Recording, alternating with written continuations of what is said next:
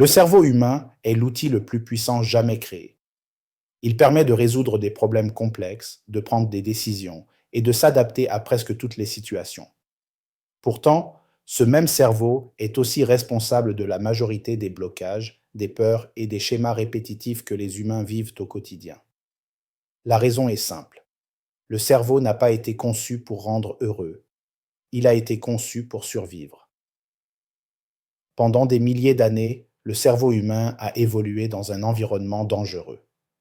Le froid, la faim, les prédateurs, l'incertitude constante. À cette époque, le bonheur n'était pas une priorité.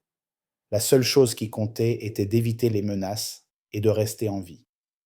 Ce mécanisme est toujours présent aujourd'hui. Le cerveau privilégie automatiquement ce qui est familier, prévisible et sécurisant, même si ce n'est pas optimal, même si ce n'est pas satisfaisant, même si ce n'est pas ce qui permet d'évoluer. Le cerveau fonctionne à travers des schémas, des habitudes, des routines, des automatismes. Une fois qu'un comportement est répété, le cerveau l'enregistre comme une zone connue, et ce qui est connu est interprété comme moins risqué. C'est pour cette raison que les humains répètent souvent les mêmes erreurs, les mêmes relations, les mêmes décisions, les mêmes excuses, pas parce qu'ils sont stupides, pas parce qu'ils sont paresseux, mais parce que leur cerveau préfère une souffrance familière à une amélioration incertaine. Le confort est l'un des pièges les plus efficaces du cerveau.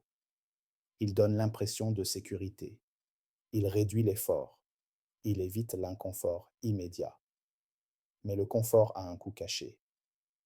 Plus une personne évite l'inconfort, moins elle développe sa capacité à s'adapter, à apprendre et à évoluer.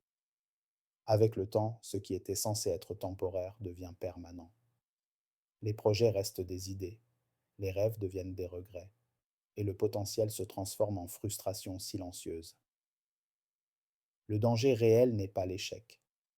Le danger réel est l'immobilité. Chaque jour passé sans changement renforce les anciens schémas. Chaque décision évitée devient plus difficile à prendre plus tard. Et progressivement, le cerveau finit par confondre la stabilité avec la stagnation. Le temps continue d'avancer, que l'on agisse ou non. Et un jour, la plupart des gens réalisent que ce qu'ils appelaient sécurité était en réalité une forme lente d'autosabotage. Le cerveau humain n'est pas mauvais. Il fait simplement ce pourquoi il a été programmé. Il cherche à protéger, à éviter le risque, à conserver ce qui existe déjà. Mais évoluer demande autre chose. Cela demande de remettre en question ses propres automatismes.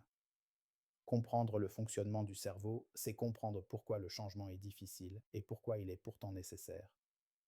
Si ces mécanismes t'intéressent et que tu veux mieux comprendre ton esprit, abonne-toi à Instinct Humain. Sacred.